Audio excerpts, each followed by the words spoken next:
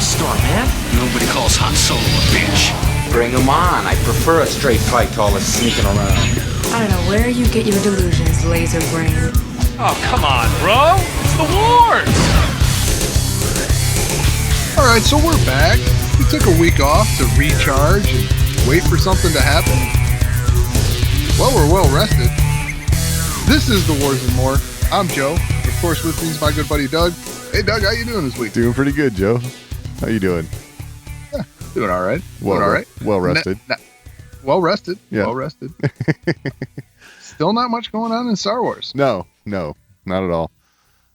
I mean, fortunately, there's other things going on, and there's fun things happening, but right. Still no Boba Fett trailer. Still no. True.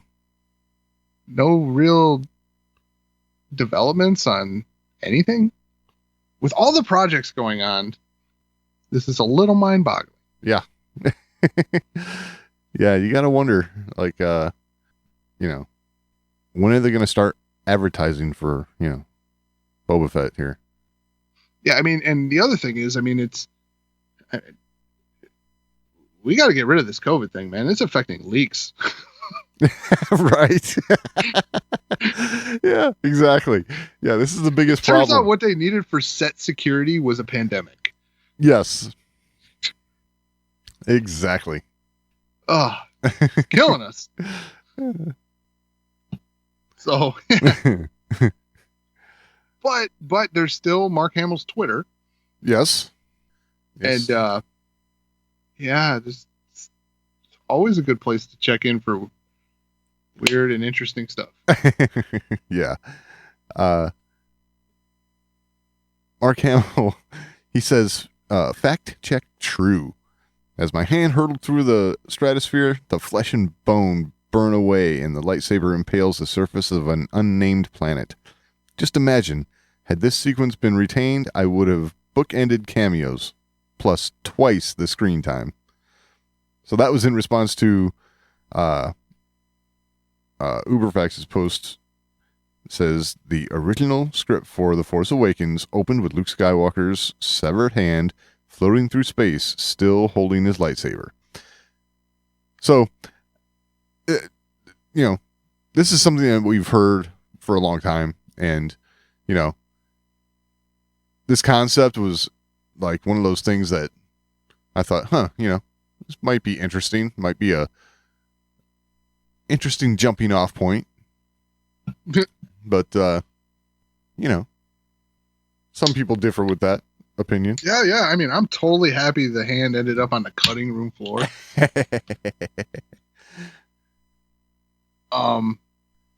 Just like this whole, it would have been like kind of shedding some light on how the lightsaber got out there. And someone may have stumbled on it. I'm like, yeah, it may shed some light on that, but then it begs more questions like, sure. How the hell did the hand get into space? Right. Like, do they just did it land somewhere where it ends up in garbage so no one saw it?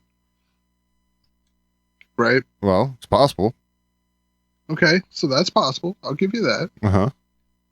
But then, do they just take their garbage and jettison it out into space? Like, it's, it's a very possible thing that could happen right there.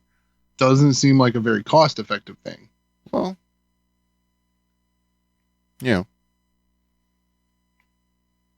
galaxy far, far away, dude. I'm just saying. I understand, but Lando was a businessman. Well, that's what I'm saying. And you're mining, you're digging these big holes. He's mining gas out of the clouds. Well, I swear they showed something where he had these, there were like these rovers that were on the planet. That was from a book. Yeah. Okay. Well, that's all we got. Yeah, well, I'm just saying. I think this could have, given us something, Okay, it just, in the interest of how Star Wars stuff opens. Yeah. Do you like this? Like, I wouldn't have been opposed to it. I'll say that much. Because it I don't know, it just didn't bother me. Put it that way. okay. I mean, I think it would have made a good jump off point to tell more story, which So instead of a ship gliding into the scene, it's a severed hand. well, I mean, we always start out in space in Star Wars. You know, severed hand, sure.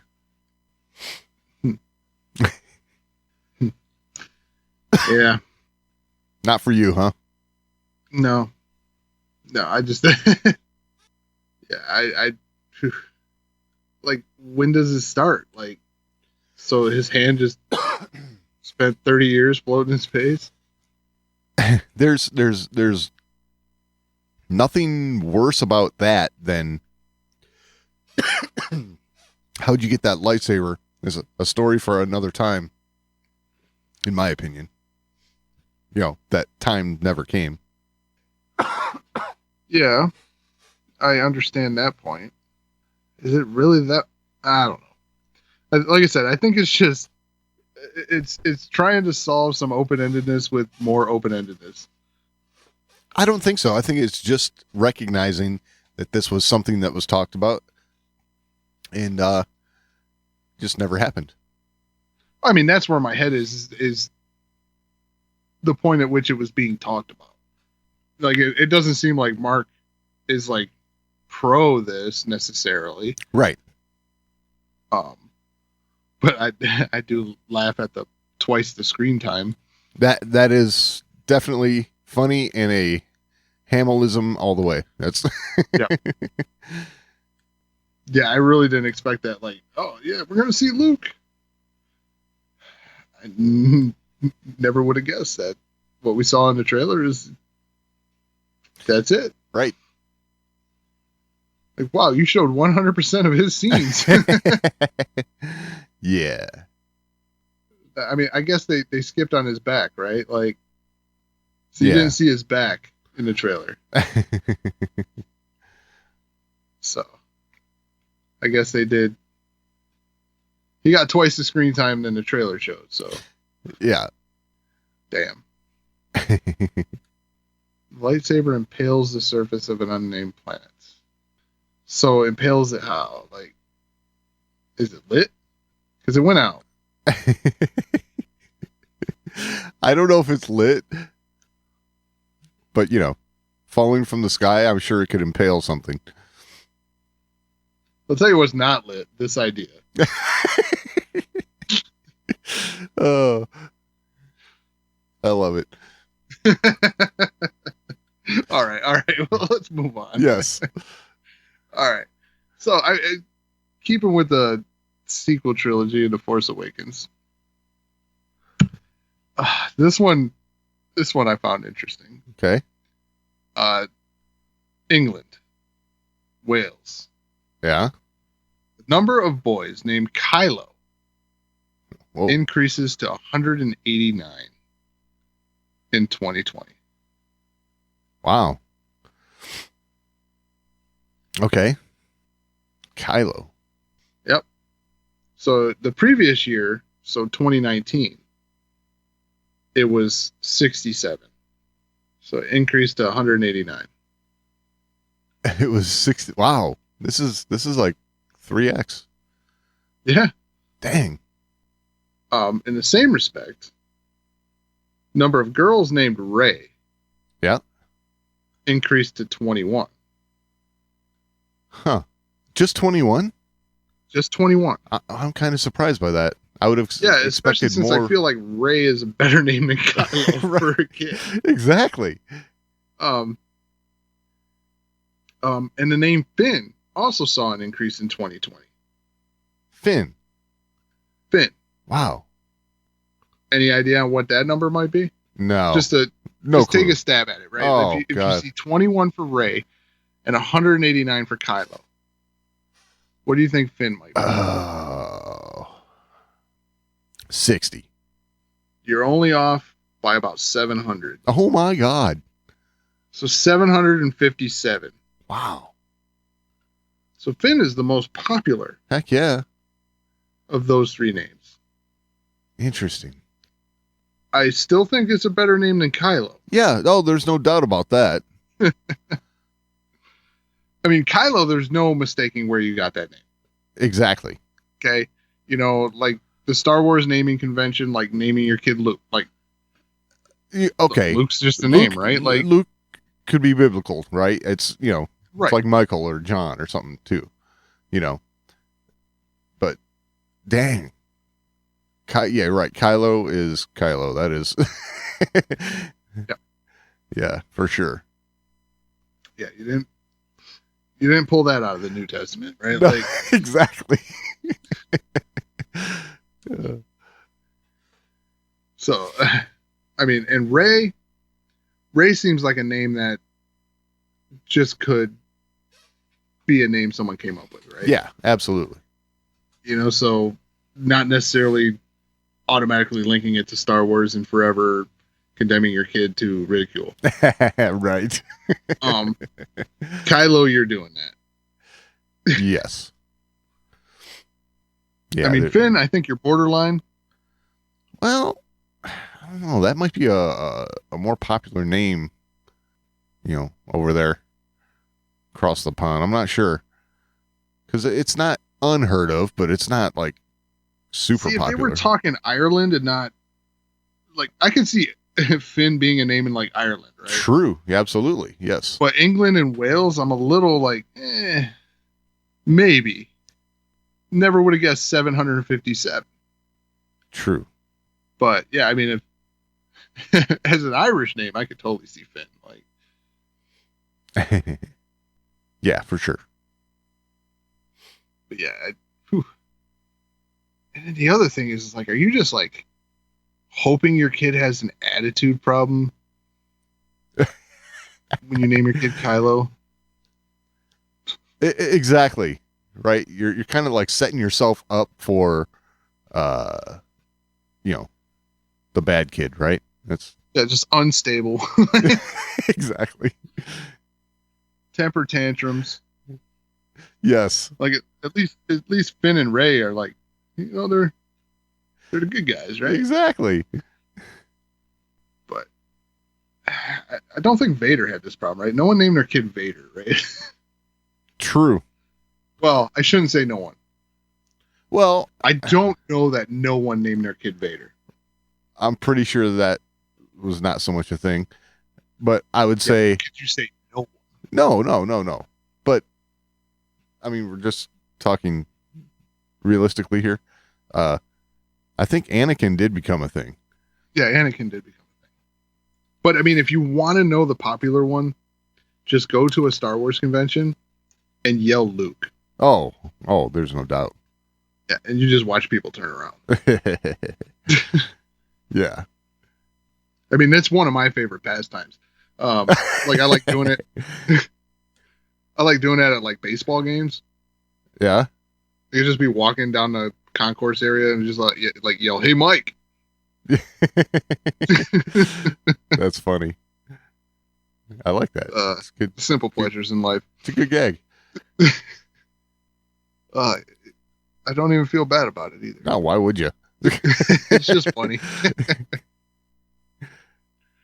Oh man. All right. So another story. Not a lot here. Okay. Not a lot here. It's something that's been mentioned a lot in the past, but it came up again, which is Christopher Walken talking about his, failed Right. audition to play Han Solo. Yes. Not much there. He just pretty much says that he didn't come remotely close to getting the job, right? Right. He says, I did an audition, but I don't think I came remotely close. About 500 actors auditioned, so it wasn't as if it was down to me and someone else. So, right. I just laugh thinking about Christopher Walken in that role.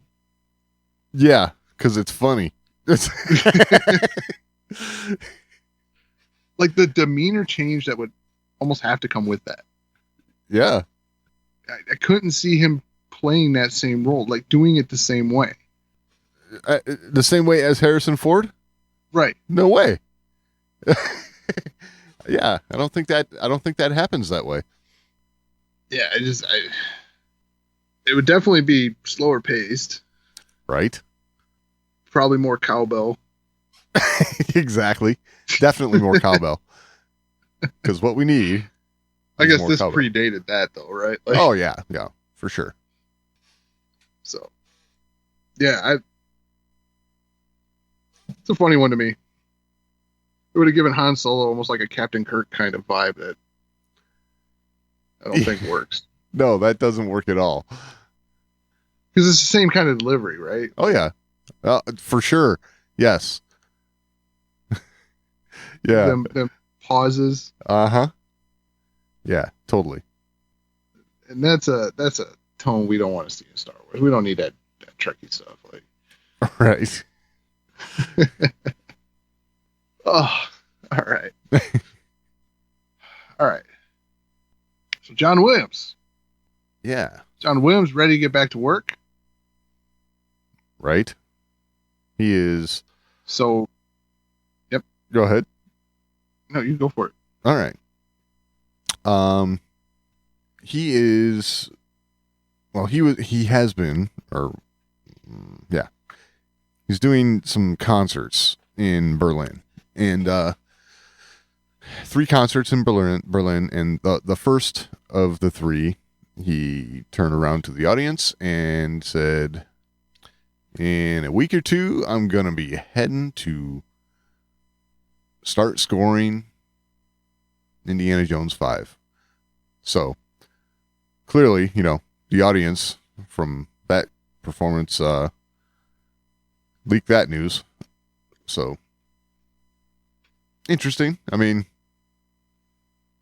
he's still at it, and we knew he was going to do this, but Right. It appears as though it's going to be happening sooner rather than later. Yeah, it's so interesting. Like we were kind of getting the impression that Star Wars was going to be his like retirement outing, right? Like, Yeah, I mean, for sure, it it was there was a lot of hype around that and him finishing up Star Wars. It was a big deal. yeah, I'm just kind of wondering, like, does he do something after Indy 5? Does he do like Jaws 17 or? I don't think so. I do think, he'll probably never stop.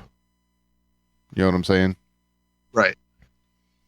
That's just one of those things. It's I musicians. just kind of got the impression that the big productions were going to be done. Right. Like, it kind of seemed like that was the way it was going. Is that he wasn't going to be doing the big film scores anymore. Right. Indy 5 is a pretty big film score. It's not going to be light work, right? True. I almost expected him to be almost like doing a track or something like that for films, Right. but not necessarily scoring whole films. I don't know. It was just the impression I got with the tone and the way where they were talking about the Rise of Skywalker. I didn't really get the impression that they were talking about just Star Wars. You know what I Right. mean? Which is fine. The more John Williams music we get, the better. Yeah, absolutely. Yeah, I feel the He's same only way. done like every memorable piece of music. Ever. Yeah. I mean, there's a few exceptions out there, but for the most part, you look at the big ones, Yeah, it's all John Williams. exactly. So, yeah, hopefully he's got a few more of those in him, right? Absolutely. Oh, he does too. He does. Right. Another couple big tracks stick in your mind. Right. So, I will say this is interesting that he's slated to move into start scoring, given this news. Where'd it go? Shit.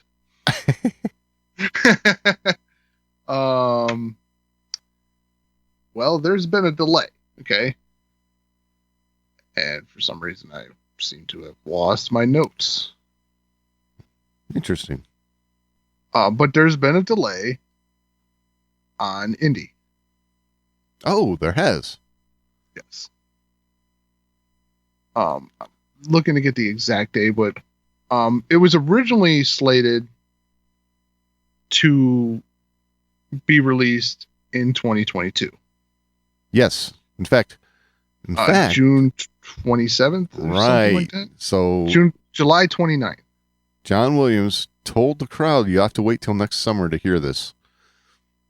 Right. So July 29th, 2022 was the original date. Now that, according to Variety and Deadline. Oh, Variety. Okay. Disney's adjusted the release dates for several of their upcoming titles, including the fifth Indiana Jones film, now scheduled to be released on June 30th, 2023. Oh, that's like a whole nother year. It's a whole nother year. Wow. Yeah, 11 months. Yeah.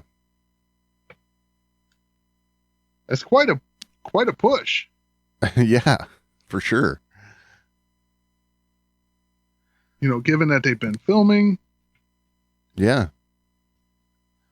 I mean, Harrison Ford, is proving to still be accident prone, but they still got through filming, right? That's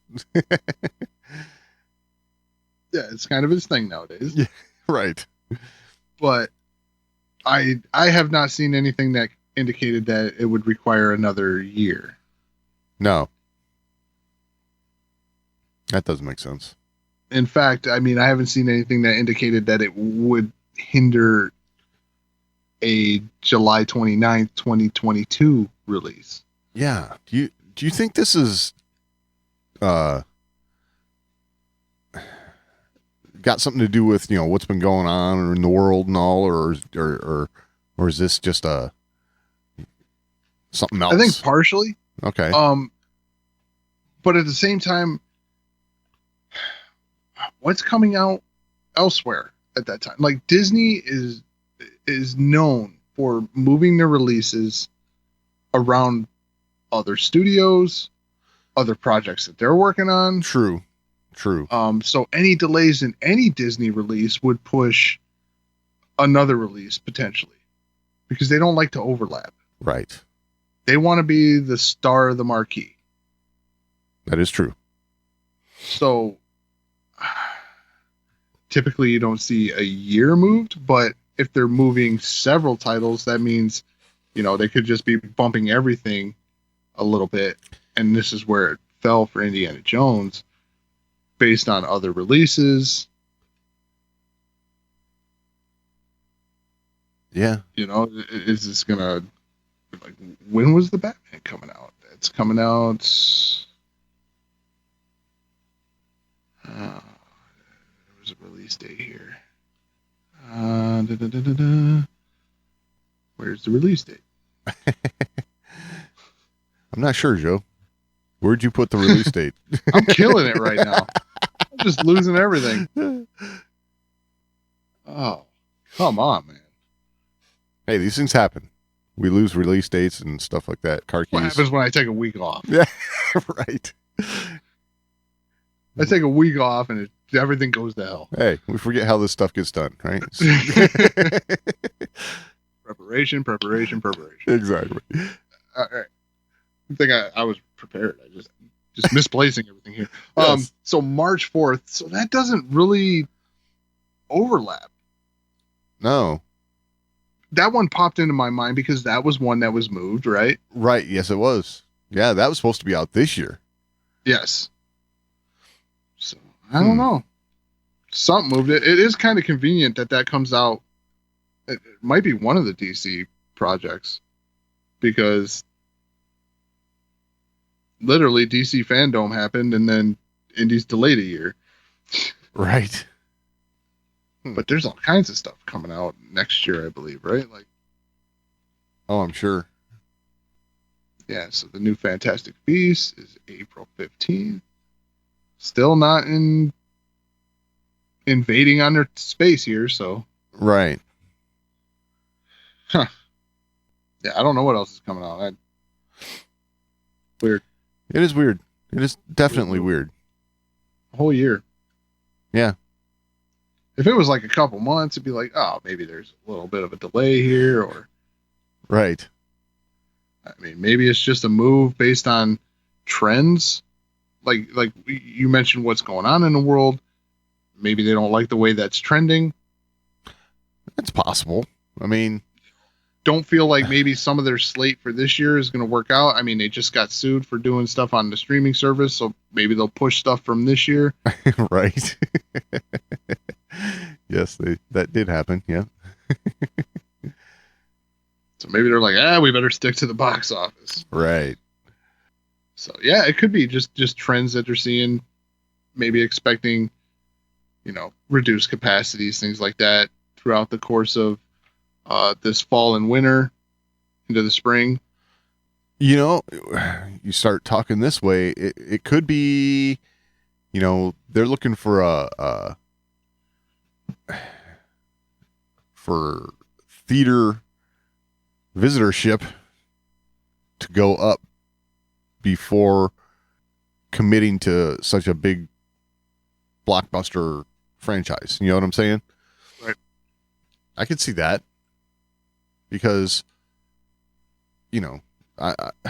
I'm sure there's going to be a slow roll to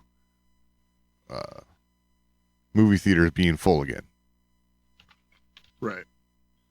Yeah, I mean, that makes me wonder too. Like, is Celebration Anaheim something we got to keep an eye on? Like, oh yeah, could be. I mean, never know. are they going to be able to see the capacity they want in May for Celebration? Right. I know this is a tangent, but well, this kind of writing on the wall for. I mean, Disney big events. Right. What we're doing here is pure speculation, but it's worth speculating about, because this is all stuff that, people of our ilk are committing to or not, you gotta consider all the preparations to make and things of that nature. Yeah. And like I said, the only real sticking point is why is it a year?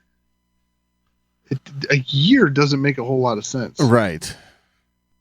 But I imagine they want to make Harrison Ford's presumably last outing. Yeah, one would think. At least for Indy, for sure. They want to make it the biggest thing they can. Yeah. I mean, I say presumably because I honestly thought the last one was his last outing. Yeah, me too. But he ain't done yet. Nope, not by any stretch.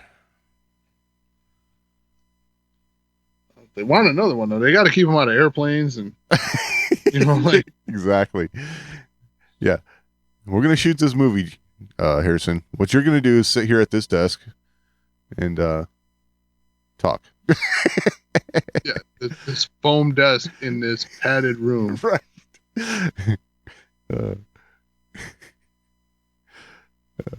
Poor guy. Well, I mean, we kid, but I mean, he had, like you said, he's been a little accident prone. Right. Well, I mean, we know about his accident on the Force Awakens, and here he's hurt his arm on Indy 5. So, I mean, it with his dedication, it's going to come with the territory, right? Like, oh, for sure. And he wants to be in there. He wants to be doing these things. Right. Yeah. Yeah. When you get to a certain age, you got to watch what you're doing. yeah, some of these things are ill-advisable. Yes. Yes. So, but I admire his dedication. Yeah, for sure. And his films are better for it, right? Like, Yeah, there's no doubt. I mean, how many of the scenes in, The Force Awakens did you go, oh yeah, they used a double for that? Right. That's, yeah. Not many. You Right. could tell that was Harrison Ford. Yep. And I don't think it would have worked the same way if someone else had done it. Right. Because how he come in, 30 years later and just channels Han Solo. That's when you know it's somebody good, right? I mean, they know their craft. And that's Harrison Ford. It's like, damn, this dude's standing like Han Solo. Like, Exactly. Like, yes. Because he makes how Han Solo stands. yeah, but Indy stands different than Han Solo. Yes, very true. I mean, it's just like this dude came in. He makes Indy's stance too. I know, but this dude comes in after 30 years, half of which he was saying they should have killed Han Solo. Right. And like, I'm never going to do that. I'm never going to do that. And then like come in and like, oh, I'm nailing this. Right. Like, how? Well, he's good. Yeah. Because it seemed like he hated it, right? Yeah. Oh yeah. I guess you can hate something and still be good at it, right? Yeah, absolutely. And then he went and surprised us again and came back and did it again. Right. Yes. Yeah. We really weren't expecting it in Rise of Skywalker. That's for sure. I mean, they only needed him for a few hours for that one, but still, like, right. Like, you got him back? Hey, the money's there.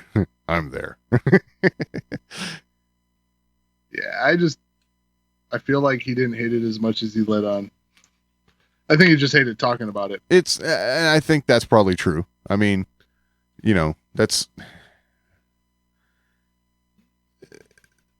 I'm sure actors get to a point where they're like, okay, enough with this movie already. It was 20 years ago, Because I guess our expectations changed a little bit once he went on. Was it Fallon or was it Kimmel? Or was it he was on one of the late shows. Right. And they tried to give him money to, spill the details, and he took the money, put it in his pocket, and says, I hear they're making another one. Yeah.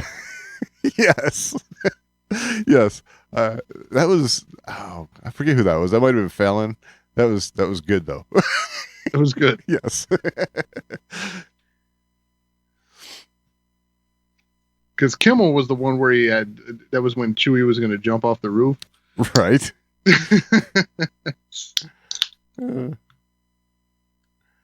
See, he can't hate it that much because he does these gags for these late shows and stuff. That's right. Well, that's what I said. He must have just hated talking about it. Yeah, for sure. All right. Should move on though. Yeah. All right. I gotta say I'm sorry for this next part. Uh-oh. Because I'm gonna butcher this name. Oh. Unless you want to take this. No, go ahead, Joe. And no. And relieve me of the pressure of butchering a name. You can butcher it this time. Oh crap. No. I just you lost your notes. I just lost the page. I had the page pulled up and I just lost it. Oh man, we're calling this episode Trainwreck. Yeah, so you no know, doubt. Oh, that's horrible. My apologies. I'm calling shenanigans, but I'm gonna go ahead and it's not on purpose, I can tell you that. go ahead and attempt the name here. So Kumail Nanjiani? Sounds about right to me. I mean, it looks right. Yeah. I mean, phonetically, I nailed it. Absolutely. But I'm guessing I got it wrong. Hopefully you got your page back, though, because No. I don't have anything. I do not, actually. Let's see here. Well, he was talking about the role that he's going to be playing in the upcoming Obi-Wan Kenobi show. Okay. So, there wasn't a bunch to it. Was there anything to it? Normally when they do this, like, it's like, oh, they reveal details on the role they're going to play. And it's like, yeah, I'm there for 4 episodes. That's the detail. It's not much more. Okay. But, he does talk about, how like he knew of Ewan McGregor and had heard that he's a really nice guy, awesome to work with, meets him, finds out all of these things are true. And then, when they go to start shooting the first time together, Ewan, all of a sudden, boom, turns into Obi-Wan Kenobi, and he's like, oh my God, I'm talking to Obi-Wan Kenobi. So, and then, also he talks about how he was astounded at how well the volume works. And, he said, It was astounded? I mean, did he not watch The Mandalorian? No, but actually working on it. Oh, okay. So, to where... How well it works for the actor, then. Yes. Like being there, the the immersion you get from it. Yes. Because he says he's shooting his scenes, and he's supposed to be on a spaceship, right? And he's sitting at this desk looking out through the windows, and there's ships going by, and there's, aliens walking down corridors and stuff. And it's like, it's all projected on this screen, and they're shooting it, and he's just like, oh my gosh, this is amazing. So basically, I'm in space. That's the gist of it, right? But in space, on a starship, talking to Obi-Wan Kenobi. That's what I got out of it. So take that for what it's worth. I mean, okay. I mean, and I'll say this: like, if you look at the IMDb page for him, yep. I mean, how many episodes are we looking at here? Was it 6? I believe so. Okay, well, it looks like he might be in all 6. Okay. If IMDb is to be trusted. Well, IMDb's a funny thing sometimes when it's, pre-release. I was just going to say, just for the pre-production stuff, yes. Yes, for sure. It's a pretty reliable site for post. Yes. But in pre-production, it can get a little wonky. Yeah. Yes.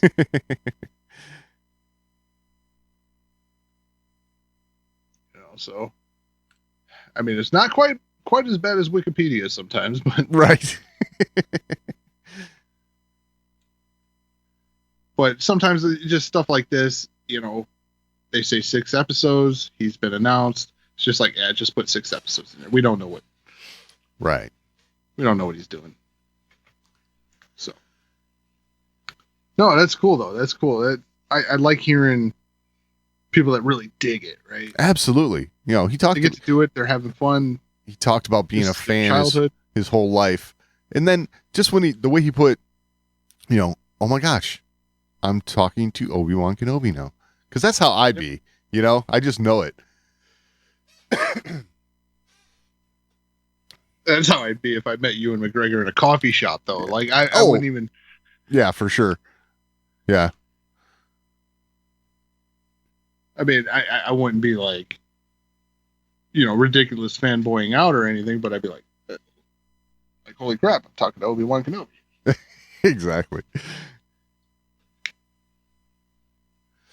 But I mean, every time I see him in a movie, right? Like when I saw Angels and Demons, like, hey, holy shit, it's Obi-Wan Kenobi. Absolutely. In fact, I think when we were talking about that movie, I was like, yeah, you know, when Langdon was talking to Obi-Wan? Yes. Yes, I do believe you did that. And it is accurate. All right. So, last couple of things. Okay. So, but they're all connected. So it's really the last thing. Okay. So there's a trailer, finally, for The Batman. Yes. Something we've been looking forward to. It's Batman. It's Batman. Heck yeah. I mean, even when Batman's bad, it's Batman, right? Like, yeah, of course. So, particularly, we've been interested in Robert Patterson as Batman. Right. Because when they announced that, it's like, really? Yeah. That's the guy you went with? Right. The sparkling vampire guy? Yes. That's kind of the reaction. Yep. Which we know is not a fair thing to do. No, but we do it anyway. yes. That's just kind of how it goes. All right, so let's just take a moment and do the annoying thing of, like, overall, what you think watching this trailer? Like, So, watching this trailer, when it comes to Batman, you and I have talked about this. There's a couple things you're looking for. You're looking for Batman, right? Mm-hmm. You're looking for Bruce Wayne. So, to me, I was watching and I'm thinking, okay, cool. This guy's looking like he's, working out as Batman, until I see this one scene where he's pounding against the glass, maybe at Arkham or somewhere. And it's like, whoa, that seems kind of like a little, not so Batman-like, right? Right. And then I gotta say, also, just the look, not quite sure how he's going to be as Bruce Wayne. We'll see. Okay, But, so I'm going to be that guy. Like, when I saw the Bruce Wayne, at first I was like, was that Jared Leto? Yeah, right. I really wasn't digging the Bruce Wayne look that he's got going. Right. He didn't seem together. I mean, maybe that's going to be part of this, right? Maybe this is going to be like, this is kind of early on, right? I guess. Maybe Bruce is kind of like a man apart right here, right? Like, Maybe. he doesn't really have it together, because it didn't look like he had it together. Right. That's for sure. It didn't look like there's going to be enough of a divide between the Bruce Wayne persona and the Batman persona. Agreed. So I that was a little unnerving when I saw that. Yeah. But in the context of how they tell the story, that could all make sense, and it's a non-issue, right? Yeah, for sure. And they could just be picking one of the tensest moments for him as Bruce Wayne to show that could be in one of his, like, freak out moments, right? Like, Absolutely. because it definitely seems like he's not going to be very composed throughout this movie. Right. Yeah, this isn't the cool, calm, collected Bruce Wayne we've gotten to know from other actors who've played the character. Right. And I will say, in the TV series Gotham, Yeah. when they explored Bruce Wayne entering Batman, right, becoming Batman, Yeah. There was a lot of recklessness there. He was very, torn up about things that have gone on, and he wasn't keeping his composure very well. Right. And within that, he was very reckless. And I've seen in this trailer just his fight scenes. I mean, the bullets are just bouncing off him, right? He's like, I got bulletproof armor. I'm going to walk into it. Right. Like, it just seemed very reckless. So we may be seeing a completely different Batman than we're used to seeing on the big screen. That's very possible. But it is something that might make sense for early days Batman. Especially putting that, like I said, that TV series Gotham into account. That would make sense. He was reckless. He was just overly passionate, not thinking about it. Right. Looking for that revenge, right? Oh, yeah. And, he even says in this, like the line in this, I am vengeance. Yeah, that's true. The whole tone of this is it's really crazy because there are scenes in this where it looks like it's going to take a little bit of that campy Batman and put it in there. Right. But look a little more dark Tim Burton like Batman. Right. Like that, like spooky dark Tim Burton Batman. Yeah. Combined with the dark of Christopher Nolan's Batman. Yeah, I see what you're saying here. And I like what you're saying here because it does seem like it's that, like it's this combination of what other creators have done. It's an interesting thought that, maybe they're taking some of this and running with it. I guess the way I could phrase it better is, Christopher Nolan, when I say dark, like Christopher Nolan Batman, it may be in the realm of a little more violent type Batman movie, right? Yeah. Which, not a big deal, right? No. DC does this. It's Batman. Yeah. It's violent. Like, yes. When I say dark Tim Burton, I'm talking scenery. Yes. I'm talking the background. The sets, yes, for sure. The set is got this eerie, dark, way about dank. It. Yeah. Yes. You got the idea that Gotham was not a good place to be in Tim Burton's Batman. Right. Whereas in Christopher Nolan's Batman, the mood, the violence, all that set that Gotham tone, but the daylight scenes were really daylight. Like, yes. Super bright. Yep. Tim Burton in the daylight, it still had a smoky air to it. Yep. Cloudy. So, yeah. I think they're combining a lot of elements from Batman through the years.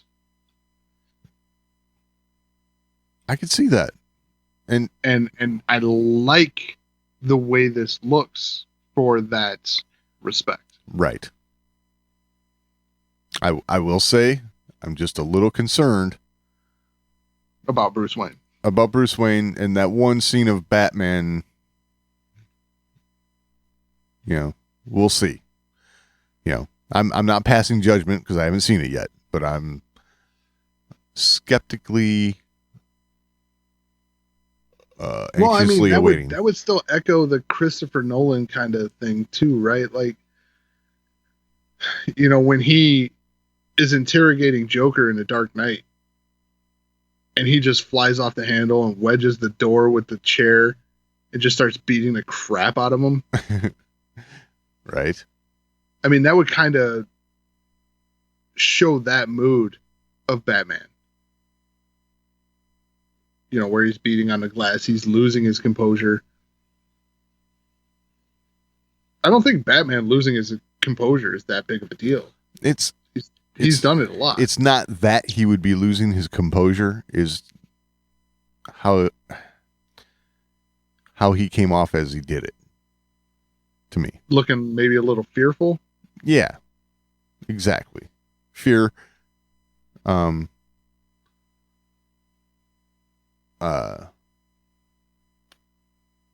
almost a little bit of the immaturity, which you don't have a whole lot of immaturity when it comes to Batman because, you know, with what happened to him as a kid, he had to grow up fast. You know? Right. Well, I mean, time will tell, right? I mean, we're looking at a younger Batman here. Yeah. Than we've ever seen. I mean, Michael Keaton was older than this, wasn't he? Oh, yeah, for sure. So, I mean, and with the exception of him, I mean, you're pretty much looking at Michael Keaton was the youngest Batman, right? Yeah, I don't, I haven't even thought about any of their ages that have played him prior, but it's possible. But I mean, I think we're looking at a less established Batman in this than we've ever seen. I think in the other films, we were looking at a Batman who's been doing this a minute. It's not brand new. I think we're going to see an evolution in this film. It's very possible. I mean, even just looking at the Batmobile, right? Like, yeah, that's got a different look. It definitely seems like this is early days of Batman before he's really committed. Like, I think this is going to be a little more hell-bent on vengeance Batman, a little less, I got to do this to help people from experiencing the same thing that I experienced. Right. But I think this is going to be a little more hell-bent on vengeance. Yeah. Well, it's definitely appearing that way as of right now. Yeah. Mood-wise, this is going to be a very dark period for Bruce Wayne and Batman, I think. Yeah. Where he's just looking to go out and kick the living crap out of people. Hey, for some people, that's all it takes. Yeah. To make a good movie. That's Well, that's true. I mean, okay, but we kind of hit on the Bruce Wayne thing a little bit. But what about in the suit? We haven't really hit on that too much. Just his look in the suit. right. What do you think about that? I mean, he looks good in the suit as far as, how Batman should look. I mean, in my honest opinion, I mean, we're just looking at a trailer here, but in the suit, just, the chin, all that stuff. Right. This may be the best they've ever nailed it. Like, he's got the chin for Batman, dude. Like, he looks like he's been pulled out of the comics and thrust into live action. Right. Like, this is one of the best looking Batmans in the suit that I think I've seen in a minute. Yeah, I mean, definitely pretty good. So, and it doesn't look like they're going to go over the top with, deep voice like they did with the Nolan Batmans. right. That was always kind of a sticking point for me. Is like, man, why am I forgetting his name? Oh. So am This I. is not good. Trainwreck. Trainwreck.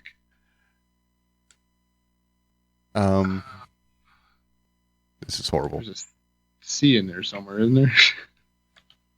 A C? Oh, that's horrible. it's really bad. Yeah, you're right. It's Christian Bale. Yeah. Christian Bale. Yeah. His voice, right? Like, yes. His Batman voice. This swear to me. It's too much, man. Yeah. Totally. I couldn't really go with that. Like, Get past it, yeah. it was just a little too much. Sometimes you need to be the villain.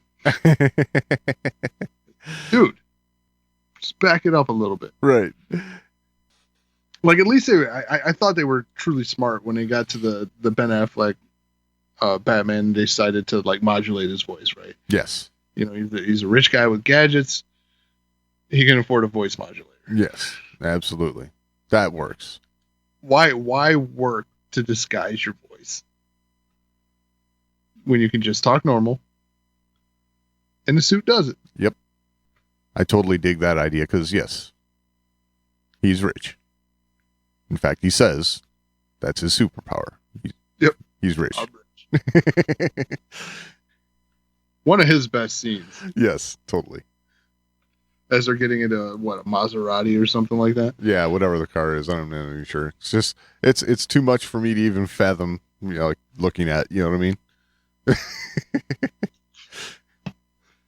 So, all right. One last note on the Batman trailer. So there's a shot where he's looking over the Gotham skyline. Oh, right. Yeah. Well, it was let out of the bag that that scene. Well, that was shot in a volume. Right. It's amazing. So, I'm just trying to avoid sounding like a volume fanatic, right? Fanboy podcast. Yeah, I know. Yeah. But it is interesting to see how this technology showed up with the Mandalorian. Right? Yeah. Made its glorious debut. Right. And just is now cropping up everywhere. Yeah. It seems that studios are flocking to use this technology. Well, I think once everyone's seen The Mandalorian, they're like, oh, we got to get one of these, you know. Yes. Yes. Like, this is how you make big budget stuff on the limited series budgets, right? Yes. You can do feature film like stuff for Netflix. Right. In a 10 episode season. Right. Yeah, it's pretty wild to see this cropping up everywhere, and just noting that it showed up in this and how beautiful that scene looked. Right. Looking at Gotham City. Pretty cool. Yeah, totally. All right. Not gonna beat on that too much. Right. Well, if you have anything to add, you can always email us, show@thewardsandmore.com. It's the best way to get a hold of us. But we are also on social media. We're at The Words and More on Twitter, facebook.com/thewordsandmore. You can find all that and all the ways to find the show over at thewardsandmore.com. Any final thoughts this week, Doug? No, I think that about covers it. All right. We will talk next week.